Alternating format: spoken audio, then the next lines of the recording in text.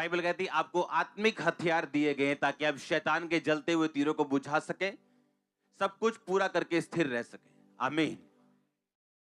आपको गैर भाषा के बारे में बताया गया कि अगर गैर भाषा आपके पास है तो आप परमेश्वर की भाषा बोल सकते हैं। जो शैतान ने छीना आप उसे वापस ले सकते हैं। जो शैतान आपकी लाइफ पे क्लेम करता है ये मेरा है, आप उसे वापस ले सकते हैं। और जो कुछ शैतान ने पकड़ा हुआ, कब्जा किया हुआ, आप उसे छुड़ाते हो जब आप गैर भाषा में बातें करते हो। ये हमने सुना हुआ है। आमीन। आत्माओं की परख के बारे में आपने सुना, हाँ या ना? जब एक व्यक्ति को आत्माओं की परख होती है, वो अपनी लाइफ की हर सिचुएशन के पीछे ये जान सकता है कि मेरी लाइफ में ये घटना हो रही है, जिससे मैं निकल रहा हूं, इसके पीछे कौन सा आत्मा काम कर रहा है।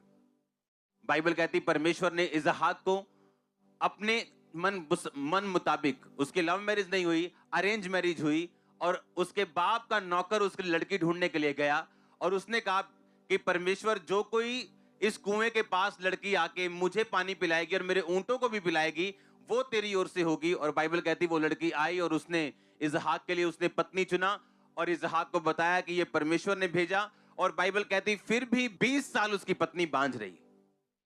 क्यों? अगर इसहाक ये बात जानता था कि मेरा बाप, मेरी मां भी मुझे 90 साल में जन्मा था और उसे उसकी आत्मा मालूम थी कि ये स्पिरिट है जिससे मुझे कवर करना है, जिससे मुझे आजाद होना है, और इसीलिए बाइबल कहती वो शाम को परमेश्वर का ध्यान करने के लिए मैदानों में जाया करता था। हालेलुया। मैदान में क्यों? उसे मालूम था ये एक स्पिरिट है, ये एक कर्स है, मुझे इससे आजाद होना है, तो मुझे परमेश्वर के नजदीक होना है। मैं वो गलती नहीं करूंगा जो मेरे बाप ने की कि इश्माइल को पैदा कर दिया। मैं उस पवित्रताई पे और परमेश्वर की प्रतिज्ञा पे खड़ा रहूंगा और उस आत्मा को फॉलो नहीं करूंगा जो गलत आत्मा को मेरे बाप ने फॉलो किया, और जो सही आत्मा को मेरे बाप ने फॉलो किया, जो गलती उसने नहीं की, मैं उसको अब फॉलो करूंगा। आमीन। आपको समझ आ रही कि नहीं? जब आपको अपनी लाइफ की सिचुएशन के पीछे आत्माओं की परख होती है, आप समझ जाते कौन सा आत्मा काम कर रहा है। औरत की में कोई कमी नहीं, लेकिन उसका हस्बैंड उससे कम सुंदर औरत के साथ फंसा हुआ है। और जब वो अपने घर वालों पे ध्यान दे, उसकी नानी भी यही प्रॉब्लम में थी, उसकी माँ को भी ये प्रॉब्लम रही, अब उसको ये प्रॉब्लम रही। प्रॉब्लम आप में नहीं, प्रॉब्लम उस आत्मा में है जो आपके पीछे है। और जिस दिन आप उस आत्मा को पकड़ लेते हो, आपका हल होता है। आप समझ रहे हो कि नहीं? आपको मालूम होता है कि प्रार्थना में जब जाना है तो कौन सी आत्मा को डांटना है। और जब आत्माओं की परख नहीं होती, आप फंसते हो। लोग गलत रिश्तों में जाते हैं क्योंकि आत्माओं की परख नहीं। अगर आत्माओं की परख हो तो आप सही रिश्ता पकड़ लोगे, सही बिजनेस पकड़ लोगे, सही लोगों को पकड़ लोगे, क्योंकि जैसी आपकी संगति होगी वैसे आप होंगे। प्रभु यीशु मसीह जिस चेले को बोल रहे थे कि मैं तेरे पे कलीसिया बनाऊंगा, मैं तुझे महान करूंगा, तू सबका प्रधान होगा, सबका तू अगुवा होगा, 5 मिनट बाद उसी चेले को बोल रहे थे, ओए शैतान, मेरे सामने से दूर हो, तो मेरे लिए ठोकर का कारण है। जब उस चेले ने बोला था परमेश्वर तेरे साथ कभी ऐसा ना हो तू की क्रूस उठाए, यीशु मसीह ने कहा शैतान तो मेरे लिए क्या है? ठोकर का कारण है। आत्माओं को परखना। जब आप आत्माओं को नहीं परखेंगे, हम सफर करेंगे। क्रिश्चियन लोग भी सफर करेंगे। एक अच्छा फौजी भी मर जाता है अगर उसके पास हथियार ना दिए जाए तो, और एक बुरा फौजी जीत जाता है जो हथियारों के साथ लड़ता है। आप समझ रहे मेरी बात को? एक क्रिश्चियन होने के नाते, एक मसीह होने के नाते, परमेश्वर ने आपको अकेला नहीं छोड़ा, निहत्था नहीं छोड़ा। बाइबल कहती परमेश्वर ने आपको आत्मिक हथियार दिए हैं ताकि आप उन हथियारों का इस्तेमाल कर सकें, अपनी लाइफ को बेटर के बाद बेस्ट कर सकें। और परमेश्वर ने आपको अकेला नहीं छोड़ा।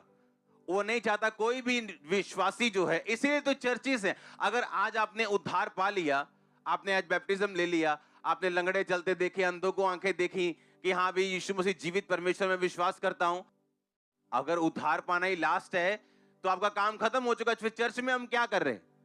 बाइबल कहती परमेश्वर ने चर्च में प्रेरित, भविष्यद्वक्ता, पास्टर्स, टीचर्स, इवेंजलिस्ट ठहराए ताकि लोग उन्नति करें, यानी वो आत्मिक हथियारों से इक्विप्ड हों, आत्मिक हथियारों से भरें और अपनी लाइफ में जीत के साथ वापस आएं, और उनको देख के दूसरे लोग भी बचाए जाएं। ये परमेश्वर की मर्जी है, इसलिए आज आप चर्च में बैठे हो, हाँ या ना? और परमेश्वर यही चाहता है कि जो चर्च का काम है, जो मिनिस्ट्री का काम है, जो सेवकों का काम है, वो ये है कि आपको उन आत्मिक हथियारों के बारे में बताना, आत्मिक अधिकारों के बारे में बताना, ताकि आप अपनी लाइफ में निहत्थे ना रहें और शैतान के हाथों से सफर ना करें।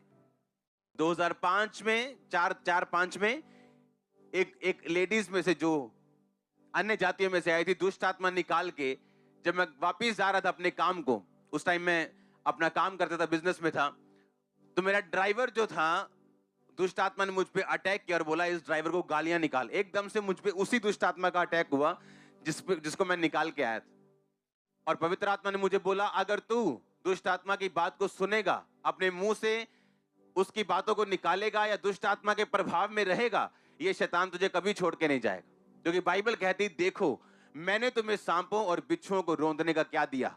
अधिकार दिया, किसी भी वस्तु से तुम्हें हानि। अब ये वचन मेरे लिए हथियार तब है अगर मैं इस वचन को इस्तेमाल करता हूं।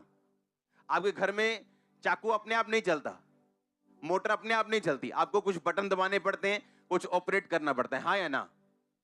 और परमेश्वर ने मुझे बताया कि तूने अपने मुंह से यह निकालना है कि शैतान, ये शरीर परमेश्वर का है, मैं तुझे समर्पित नहीं करूंगा, तेरी कही हुई बातें नहीं बोलूंगा, खेलूंगा नहीं, जो कुछ तू करेगा कहेगा मैं कुछ नहीं करूंगा। और मैंने अपने मुंह से निकालना शुरू किया इन सब शब्दों को, और वो शैतान कभी वापस नहीं आया।